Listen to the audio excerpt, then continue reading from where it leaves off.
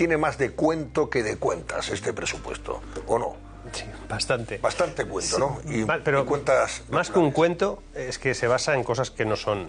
Entonces, si la cimentación de esos presupuestos se basan en datos que no se van a poder cumplir desde el punto de vista de ingresos, por mucho que ahora esté yendo bien esos ingresos, no se pueden garantizar que el año que viene vayan a ser así, cuando todo nos indica que el crecimiento va a ser, cada vez que hacen un análisis y una prospección, es menor que el anterior, con lo cual todo pinta de que vamos a acabar creciendo mucho menos de lo previsto. Si además eso se plantea en una inversión brutal, planteada solo a déficit y a deuda, que genera más inflación, con una inflación que, aunque ahora estemos por debajo de la media europea, ha estado por encima de la media europea durante todo el año, con lo cual ya hemos acumulado más inflación. Es decir, todos esos elementos son una arquitectura de presupuestos, o están utilizando una arquitectura de presupuestos que no coincide con la realidad. Incluso lo demuestran cosas como lo que hoy ha pasado. Hoy el Tesoro ha dicho que va a emitir menos deuda. O sea, va a emitir menos bonos para que los compren porque les sobra el dinero. Y es que les sobra ahora básicamente porque el incremento de impuestos vinculado a la inflación ha sido tan alto, mucho más de lo previsto, con lo cual están asumiendo estos incrementos ahora para el año que viene, que no se van a producir igual, y eso quiere decir que están, en lugar de repartir eso, que tenemos unos ingresos extras, o incluso deflactar impuestos para que no haya esos ingresos tan exagerados, pues no lo están haciendo. Por eso no confío demasiado. Claro, en definitiva, estamos hablando de unos presupuestos generales del Estado que prevén unos ingresos que no se van a cumplir, pero con un gasto desorbitado. Sí, estos presupuestos los deberían de votar nuestros nietos. Técnicamente, cuando hablamos de deuda es algo que realmente, la deuda es algo que es hasta indecente, ¿no? Porque normalmente te endeudas tú para que lo paguen otros que vendrán mucho después y los pobres no pueden decir nada y se lo encuentran. Pues estos presupuestos son muy de eso. Unos presupuestos que tienen planteado unos gastos de 487.000 millones de euros. O sea, ese techo no ha estado nunca ni planteado en el horizonte, jamás. Eso quiere decir que si no conseguimos los ingresos estructurales que ellos consideran que van a ser estructurales cuando simplemente son coyunturales porque tenemos un momento de inflación comparativa muy alta, no van a llegar a esas cifras, vamos a tener deuda, vamos a tener déficit, y eso genera además inflación, por cierto. Y cuando hablamos de ingresos estructurales son ingresos que se mantengan en el tiempo. Que se mantengan en el tiempo. En el tiempo, evidentemente, que sean la base de una economía sólida, y por eso tienen continuidad. Los coyunturales son aquellos que llegan ahora en función, por ejemplo, de que estamos pagando los precios más altos y gracias a eso el IVA recauda más. Exacto, es así. Y eso encanta a la señora Montero, están encantados, pero claro, todo eso se aplauden. Sí, trampa en el solitario. Es un espejismo absoluto. O sea, eso, se abrazan, se congratulan los unos a los otros por hacer unos presupuestos que van a endeudarnos mucho más. Realmente esta gente tiene muy poco respeto por la estabilidad presupuestaria. Muy poco, lo han demostrado siempre. De hecho, en esta legislatura hemos batido todos los récords de incremento de deuda, que es verdad que hay una parte que tiene que ver con la pandemia, pero eso ya podría haberse empezado a frenar, ¿no? Y que con tantos ingresos como están obteniendo de forma coyuntural, es decir, de forma extra, por culpa de ese incremento de la inflación, no han hecho nada para reducir absolutamente nada ese 1,5 billones de euros, que estamos hablando de 1,5 billones de euros de deuda acumulada, que además eso genera unos intereses, porque sabéis que la deuda no se paga. O sea, la deuda, al final, no hay manera de reducirla, siempre se va acumulando. Pero, se pagan los intereses. Pero se pagan los intereses. Claro. O sea, hay como un compendio ya asumido de que lo que se paga de la deuda son los intereses. ¿Sabéis cuánto se paga? ¿Sabes cuántos intereses se pagan en España? Es la tercera partida más importante de los presupuestos que acaban de aprobar. ¿Sí? Más de 30.000 millones de euros son intereses que se tienen que pagar. 30.000 millones de la partida presupuestaria. Exacto. Se van a pagar más de lo que se va a llevar el Ministerio de dinero Sanidad. Que se detrae de esas cuentas públicas que se han aprobado hoy y que no van a ser para la sanidad, ni para la educación, ni para, en fin, aquellos proyectos que realmente sí crean economía productiva, sino para pagar los intereses de la deuda, del préstamo que tenemos. Y esa es otra. Dinero que vaya de esos presupuestos a la economía productiva, hay muy poco, ¿eh? Claro. O sea, va a muchísimas cosas que obviamente necesitas, la administración pública tiene que poner en marcha, porque ese es nuestro modelo, ese es nuestro sistema. Si lo queremos otro habrá que cambiarlo, pero ahora mismo se come mucho presupuesto nuestro modelo. Las pensiones, la sanidad pública, la educación, todo eso se lo va llevando. Y eso, pues, tiene que estar ahí, está. El problema es que cada vez hay menos para eso, desde el punto de vista de lo que genera la economía productiva, que cada vez se le ayuda menos a que sea productiva. Y como cada vez genera menos esa economía productiva y nos basamos en un mayor gasto público, tiraremos de deuda cuando pase esto tan extra que estamos viviendo. Y vamos a incrementar nuestra deuda cada año, potencialmente, al contrario de lo que nos pidieron ayer lo que nos pidió el FMI, por ejemplo. O sea, el Fondo Monetario Internacional, lo que dice Mar Vidal, vamos a ver, Fondo Monetario Internacional y también el Banco de España. El Banco de España, también lo dijo, dice, oiga usted, metan en mano a la deuda, afronten esta situación. Ustedes tienen que atajar esa deuda. ¿Cómo se ataja? Recortando, lógicamente, ¿no? Ajustando. Adivina Claro. cómo. Claro. Recortando e incrementando impuestos. Es la única manera. Dices, si todavía nos van a incrementar más los impuestos, tenemos un Si problema. es por la vía de impuestos, entonces apague y vámonos. Ahora hablaremos tenemos que coger ya la maleta y largarnos. Ahora hablaremos de tributos. Por eso. Y si es por la vía de ajustes y recortes... Si es por la vía de ajustes, que se dejen de manifestaciones los que están todo el día en la calle, ¿vale? Porque que asuman que aquí todo no se va a poder pagar. Entonces, lo que no puedes es aumentar deuda y luego pagar intereses y requerir más servicios públicos. Todo no se puede. Entonces, si subes impuestos tarde o temprano, la famosa aquella curva de Laffer que decían que cuantos menos impuestos cobres, más ingresarás al final, así eso no se ha demostrado nunca. Lo que sí se ha demostrado es que cuanto más impuestos cobras, al final menos impuestos cobras. Es decir, al final hay un momento en que la gente ya no puede pagarte tanto y esos impuestos, por mucho que los subas, al final desciende la recaudación. Es decir, esa curva sí que ha funcionado alguna vez. La otra está por demostrar. Entonces, cuidado con ir aumentando impuestos para cubrir ese incremento de gastos que vamos a tener tarde o temprano, porque nos podemos encontrar que la economía productiva sea incapaz de generar lo que estaba generando hasta ahora. Y cuando no genera nuestra economía productiva o crece por debajo del 2,4%, que es como vamos a estar el año que viene, creciendo al 0, al 0,1, al 0,5 como mucho, en el mejor de los casos, vamos a destruir empleo a manta. O sea, España no es capaz de generar un solo puesto de trabajo si crece por debajo del 2,4. Lo que ha hecho este año es pura recuperación, porque España no crece. Otra de las grandes falacias de estos presupuestos es que nos están diciendo que España crece. España no crece, España se recupera. Es otra cosa, y lo hace a costa de deuda y de incrementar impuestos y una recaudación basada en que la gente cada vez tenga menos dinero en su casa y en su bolsillo. Porque la inflación no es algo bueno. A mí que mi país recaude más me parece bien. Hostia, pues eso quiere decir que está funcionando perfectamente todo, ¿no? Pero el problema está en que recauda más porque se han incrementado los precios y porque la gente no llega a final de mes como llegaba antes. Ese es el problema. Claro. Fíjate, Marc, que has dicho una cosa muy interesante, porque los mismos que cuestionan aquellas previsiones económicas que ponen en duda el rigor presupuestario y cuestionan también las previsiones que hace el gobierno, son los mismos que, sin embargo, cuando hablan de sus previsiones, por ejemplo, en términos de empleo, dice que se van a cumplir. Hoy la vicepresidenta del gobierno, la encargada del tema del trabajo, ha dicho, no, España mantiene el empleo y vamos a estar por encima del 12% de paro, pero no bajar de ahí. O sea, perdón, no vamos a subir más del 12,2%. Alguien dice que podíamos superar el 13%. No, estaremos en el 12% porque esa es la previsión que hacemos en el gobierno. Pero de verdad... Ellos aciertan. Pero esta gente... El Fondo Monetario Internacional no, la OCDE tampoco... O sea, la Unión Europea tampoco, Antonio, el Banco de España, os invito, la IREF... Pero es que de verdad, os invito a que busquéis, vosotros que tenéis la hemeroteca ligera, busquéis todas las previsiones que han hecho. Es que no han acertado ni una. Es que además nuestra ministra de Economía, que es la que representa que más sabe de esto, no ha acertado ni una. Pero desde que entró, ni una, ¿eh? O sea, es que ni por casualidad, ni un día aquellos... Voy a decir esto a ver qué pasa. Ni así. No ha acertado jamás. No ha acertado nada. Estamos hablando de que el repaso sobre el crecimiento que han hecho para este año empezó por el 7. Sí, sí. Va a acabar en el 3 y algo, 4 a lo mejor. El del año que viene, y todo esto después de la invasión de Ucrania, no estamos hablando de antes de la invasión, que podría haber cambiado la cosa. No, esto es una previsión ya con todos los efectos a partir de abril.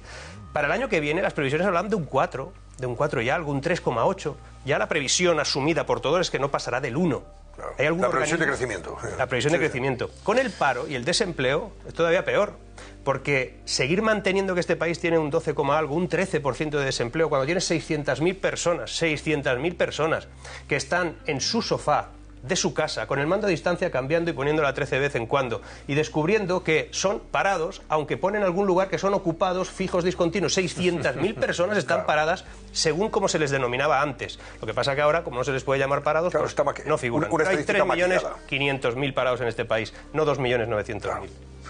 Bueno, voy a saludar a Ignacio Ruiz Jarabo también, porque hablamos también de impuestos. También quiero que opines tú, lógicamente, Mar, pero Ignacio Ruiz Jarabo, como director de la Agencia Tributaria, puede también darnos su opinión a propósito de los 3 impuestos que se han aprobado esta tarde en el Congreso, a renglón seguido de los presupuestos generales del Estado. Don Ignacio, buenas noches. Muy buenas noches, Antonio. Hablamos del impuesto a la banca, el impuesto a las grandes empresas energéticas, bueno, a las empresas energéticas, y por supuesto el impuesto a las grandes fortunas.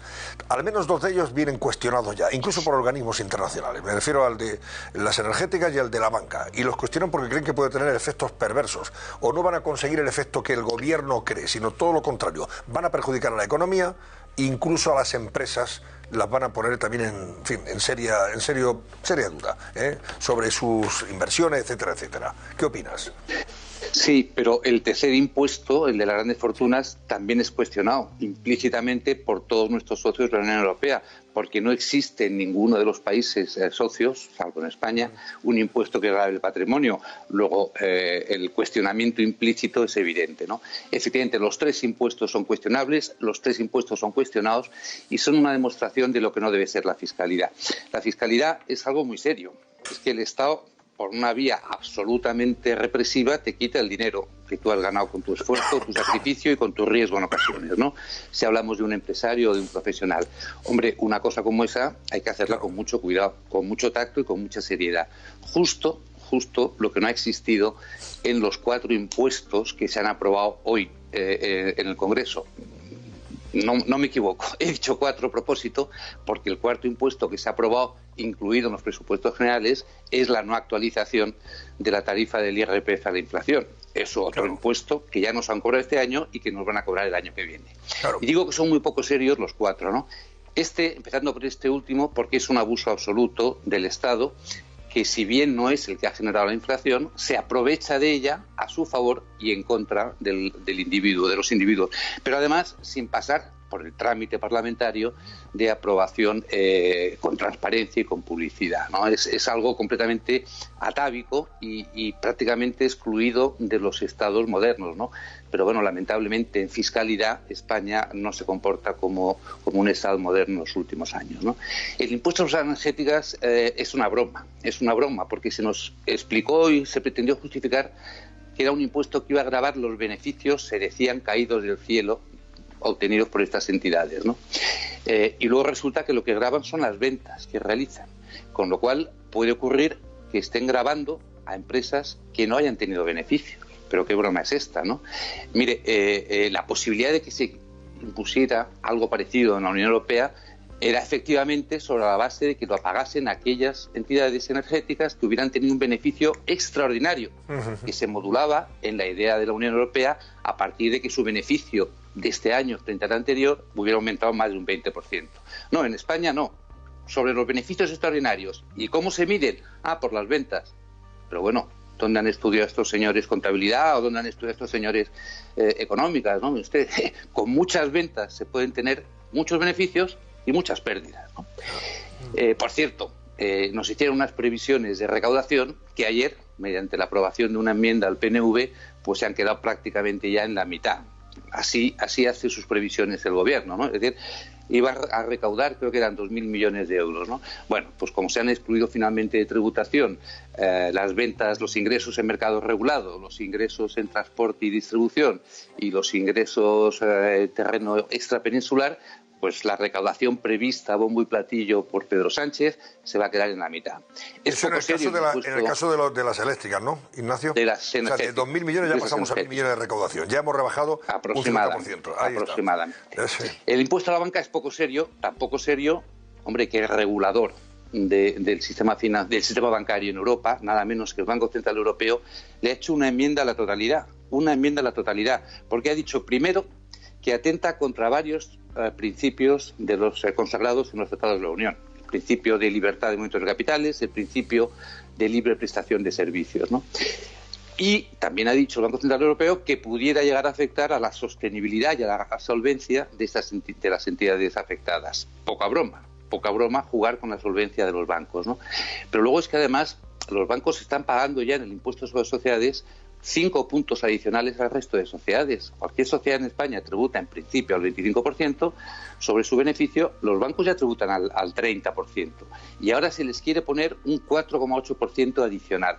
Pero claro, el problema es que al final, tanto en el impuesto anterior de las energéticas como el de la banca, lo más factible, lo más posible, es que al final lo paguemos los consumidores. Claro, ¿no? Porque eso lo advierte también el Banco Central Europeo, que inevitablemente muchas de esas entidades financieras repercutirán en sus clientes el impuesto y pagaremos el servicio de esa manera.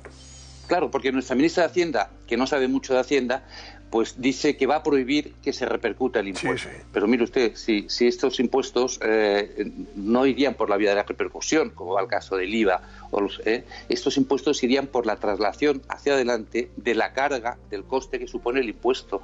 Y no se puede impedir a cualquier sociedad que actúe racionalmente incorporando en su escandallo de costes, efectivamente, el importe que le va a suponer el pago de sus impuestos. Por tanto, usted podrá prohibir la repercusión, sí, señora ministra, pero hay otra cosa que se llama la traslación, que es que al final el coste de los productos o de los servicios acaba incorporándose evidentemente al precio que pagan los usuarios o los adquirentes. Voy a escuchar... Y finalmente, el cuarto, acabo con la cuarta broma, que es el impuesto de grandes fortunas, ¿no? Es la primera vez en España, Antonio, la primera vez en España que se aprueba un impuesto que todo, en toda su estructura, devengo, hecho imponible, base imponible, en sujeto pasivo, en toda su estructura es idéntico a otro. No existe en la historia de España un caso semejante y me imagino que no existirá en la historia de la fiscalidad mundial. No existirá en la historia de la fiscalidad mundial. Dos impuestos exactamente idénticos con una sola diferencia, el tipo impositivo. La única diferencia, ¿no? Es una broma. Segunda broma, es la primera vez en la historia de España y me imagino que en la fiscalidad mundial que un impuesto se ha aprobado como una enmienda a otra proposición de ley. Es decir, es que este impuesto sobre las grandes fortunas no ha aparecido en el Consejo del Estado, de las Cortes, sino como una enmienda a la proposición de ley por la que se iban a crear los otros dos impuestos anteriores. Lo cual, aparte de una chapuza, ha evitado que llevara su memoria económica, ha evitado que hubiera los informes de órganos consultivos correspondientes, etcétera. Es decir, un atropello a lo que es el estudio y el debate parlamentario de un impuesto, ¿no? Y finalmente, aprobar un impuesto que tiene más que serias dudas sobre su constitucionalidad, cosa que estamos contemplando, pues yo creo que la inmensa mayoría de los fiscalistas, parece, y aprobarlo de esa manera, deprisa y corriendo, mediante una enmienda a otra ley, me parece que es todo menos serio. Y desgraciadamente esta es la forma de comportarse por nuestros responsables. Ignacio, te pregunto a ti, pero le pregunto también a Mar Vidal, sobre todo, este último impuesto, ahora hablaremos también del de la banca y el de las energéticas, pero este de las grandes fortunas, está teniendo ya unas consecuencias, dicen, en el hecho de que haya personas que no vengan a invertir a España o que estén llevándose el dinero a otros sitios donde están tratados fiscalmente mejor. Y me refiero a Portugal, sin ir más lejos, que era aquel eslogan, ¿acordáis? Sí. Portugal, sin ir más lejos, porque está aquí al lado, ¿eh? Sí. Y claro, hay gente que dice, oiga, ¿y yo por qué voy a estar tributando aquí y me están sacando la hijuela en España cuando en Portugal pago la mitad? O pago... Portugal y en otros países. O otros países, pero Portugal porque está aquí al lado, ¿eh? Sí, pero quiero decir... Cambias de la residencia, pero vamos, en un plis plas. Lo grave no es tanto que alguien... Y se están yendo ya fortunas, ¿eh? Sí, pero lo grave no es que alguien se quiera ir a vivir aquí a un país pues que es magnífico también y que es Portugal, que puedes irte por muchas razones y una de ellas sea porque quieres pagar en un determinado menos impuestos porque consideras que esto es un abuso, ¿no? Porque hay un momento en el que uno está dispuesto a pagar impuestos, encantado de la vida, pero cuando el abuso es un abuso, pues se tiene que intentar salvaguardar de algún modo. Pero no es tanto eso, el tema está en los que no van a venir. Claro. Es decir, un país capaz de atraer desde el punto de vista de cambio de modelo de crecimiento que va a tener en los próximos años, o eso se nos había dicho, ¿no? Que este país iba a cambiar su modelo de crecimiento, sus fórmulas productivas, la economía productiva iba a cambiar sustancialmente, iba a atraer gente, iba a atraer grandes fortunas, iba a atraer empresas, iba a atraer inversión. Si todos son castigos, si todos son penalizaciones al modelo productivo de este país, ¿cómo se van a venir? Es que no se van a ir, es que no va a venir nadie. Claro. Efectivamente, se va a producir, como bien decía Marc, el efecto expulsión y el efecto disuasión, expulsión de los que están y disuasión de los que pudieran venir. Pero lo están negando, es decir, ahora mismo los responsables de la creación de este impuesto niegan que esos efectos se produzcan. Bueno, basta leer el libro blanco que hicieron los expertos del Ministerio de Hacienda, donde dedican varias páginas a explicar, en base a otros informes que citan, cómo efectivamente la imposición sobre el patrimonio provoca el efecto expulsión y el efecto disuasión. Esos dos efectos que ahora niegan lo dicen su propia comisión de expertos a la ministra Montero. Con lo cual, bueno, ya estamos acostumbrados a que ellos dicen una cosa un día y lo contrario 2 o 3 meses después, ¿no? Así ocurrió con este impuesto. Cuando lo propuso Unidas Podemos, la diputada socialista en el Pleno del Congreso dijo: no podemos hacer este impuesto, señores de Podemos, porque invadiríamos competencias autonómicas. Claro. Bueno, 4 meses después las han invadido. De todos modos, una apreciación final. Esta persecución al rico, la palabra rico, la incorporan como un mensaje extremadamente negativo. Cuando un país tiene ricos, puede tener riqueza. O sea, son dos cosas distintas, ¿no? Y este país está penalizando a los ricos, pero también a la riqueza. Se quiere repartir algo que no se ha fabricado aún. No se está apoyando a la economía productiva, con lo cual, si tú no produces, no vas a poder repartir nada. Y esos impuestos que tienen que ver a las empresas no solo afectan a que después vamos a pagar más nosotros por los servicios de tipo bancario, sino es que esto afecta a los accionistas, que son personas que tienen ahí sus ahorros puestos. Esto afecta al hecho de que esas empresas sean viables en un momento determinado porque tienen un plan de negocio a 5, 10, 15 años. Son cosas muy espectaculares en ese sentido. Y que eso no esté garantizado significa que no podrán invertir tampoco ellas en otras cosas. Y habrá menos puestos de trabajo, en definitiva. Afecta a las inversiones y afecta a los empleos. Si tú inviertes menos, habrá menos gente trabajando. Efectivamente. Está claro.